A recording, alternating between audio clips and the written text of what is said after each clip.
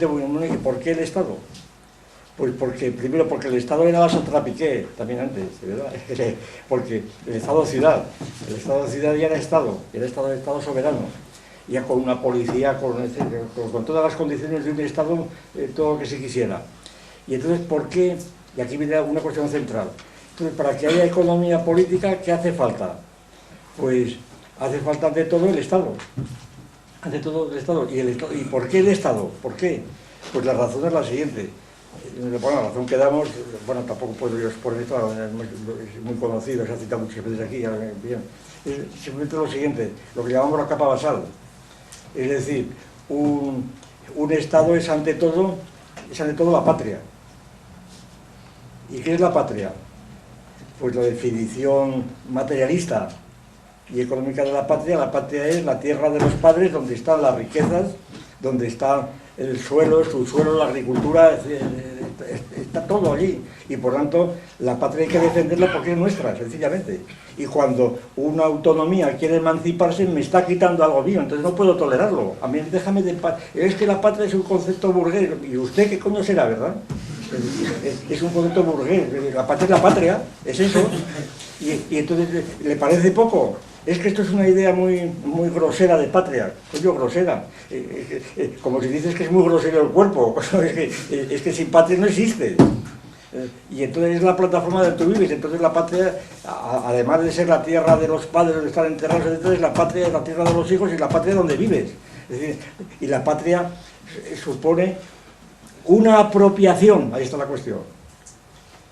Hay que tener en cuenta, no he dicho lo siguiente. En el seminario, todavía la Unión Soviética no había caído. El seminario, durante el seminario eran los años 68 y 60, ¿no? Todavía le faltaban pues 15 años, ¿no? Y entonces yo les voy a decir con toda sinceridad, me voy a confesar ante ustedes. Yo a la Unión Soviética le tenía mucho recelo, mucho recelo. Yo de hecho nunca me apunté al Partido Comunista ni nada. Pero lo consideraba un experimento interesante, pues el experimento que estaban haciendo los soviéticos, ¿verdad?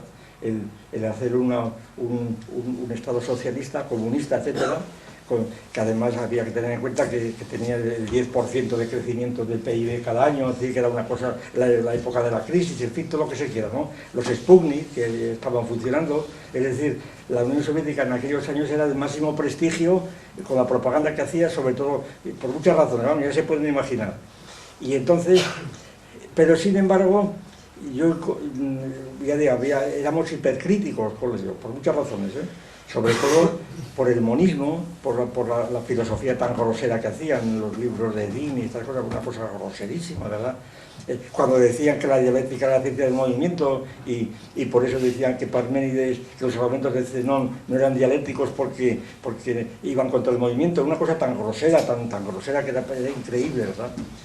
Y entonces, pues, bueno, era un recelo total contra los rusos, así sencillamente, ¿verdad? Como gente casi bárbara, por lo menos en filosofía casi bárbara. Luego sigo un poco la música y Tchaikovsky, ¿verdad? Y cosas de ese tipo, pero en fin, eso un poco y luego sí, toda la literatura rusa, que entonces era muy conocida, todo aquello de Pushkin y Dostoyevsky y demás, era una cosa muy ambigua, pero vamos, prevalecía la idea de que había sido un pueblo esclavizado hasta los zares y que por lo tanto bien. Bueno, total, que sin embargo, tal como yo tenía el planteamiento, quizá equivocado, yo el planteamiento que me hice fue que la prueba del marxismo era la Unión Soviética. Y que si la Unión Soviética fracasaba el marxismo. Es decir, la Unión Soviética es lo que después llamaríamos era un proyecto aureolar, es decir, tenía que resultar. Y si no resultaba, fracasaba completamente. Entonces, para el proyecto necesitaba suponer que ya había terminado, claro. De hecho, todavía Khrushchev, me parece que fue por los años, no me acuerdo muy bien, quizás fuera de 70 y tantos. Khrushchev anunció para el año 1978, me parece, ya el comunismo en un solo país ya definitivo. Ya había dejado de ser en dictadura del proletariado y se había asumido la idea de Dimitrov de República Popular, ¿verdad? Ya no había clases sociales antagónicas y la idea de lucha de clases había desaparecido en el Soviética, ¿no? Entonces se veía una cosa tan artificiosa, todo que bien. Bien, entonces, sin embargo, a mí me parecía que, puesto que era un proyecto aureolar, había que esperar a ver qué daba de sí, a ver qué daba de sí. Y yo, de hecho, era mi confesión, yo de hecho no emprendí en serio una teoría del Estado hasta que cayó la Unión Soviética. Y cuando cayó la Unión Soviética, inmediatamente escribí yo el libro de las categorías de la política, ¿no? ¿Cómo se llama? En donde, de algún modo, yo intentaba ejemplificar, y ejemplifiqué todo el libro para no hacerlo como la Unión Soviética, que estaba demasiado reciente y que podía parecer un oportunismo. Escogí Roma, por las semejanzas enormes que había entre Roma, que la señaló Tomás el otro día. Entre Roma y la Unión Soviética había unas semejanzas impresionantes, ¿verdad?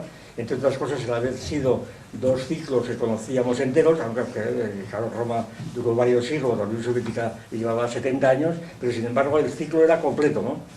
Y entonces, pues, yo puse todos los ejemplos con Roma, pero era la Unión Soviética. Luego tomaron los americanos la idea de estar constantemente mirándose en el espejo de Roma, como siguen ahora, ¿no? Entonces, la idea, y Roma no en plan simplemente de peplos, ¿verdad?, de películas, sino de películas de tipo Gladiator y cosas de ese tipo, ¿no? Bien, entonces la idea de la Unión Soviética como estructura política, pues parece que estaba vinculada a su economía, a la economía marxista. Bien, total, que de aquí vino la idea de dar la vuelta del revés al marxismo, de dar la idea de la vuelta del revés. Bueno, de esto no voy a hablar porque esto es larguísimo y es muy conocido, ¿verdad? Es muy conocido. Voy simplemente, no sé cómo vamos del asunto, yo creo que ya podemos terminar a las 8, ¿no? Digo yo, no, es que esto me estoy viendo que es muy distinto, esto no tiene que le acabe. Bien, voy a fijarme en el cuadro. En el cuadro, entonces, quizá lo más significativo sería considerar al dinero como una variable y a la moneda como una variable que tenía distintos valores, que convertía inmediatamente a los sujetos que tenían el dinero, individuos o grupos, ¿verdad?, los convertía en módulos. ¿Por qué? Porque se identificaban cada vez con el bien que tenía, porque además en la producción, en el análisis de demandas, tenías que ponerte en el lugar del otro, etc. Y porque la rotación, esta que tenía este origen tecnológico y que había sido, como es bien conocido, había sido ya representada por primera vez, pero un poco como Descartes las coordenadas no cartesianas las representó de las ciudades, había representado por el tabló de Quesnay, ¿verdad?, en el siglo XVIII, el tabló famoso de Quesnay, que según algunos es el origen de la idea de rotación en economía o de circulación. Y luego, por supuesto, el propio Marx, la idea de los modelos de rotación, y luego otros muchísimos modelos, ¿verdad? El modelo del ecocírculo ese de este economista sueco, también es un círculo que percibe del Estado. En fin, la cosa del círculo es casi un... Claro, en la Unión Soviética se dice que no había ciclos, pero no había ciclos, pero los había. No habría ciclos desde el punto de vista... Bueno, en mí no habría ciclos, ¿verdad? De acuerdo, porque no había crisis.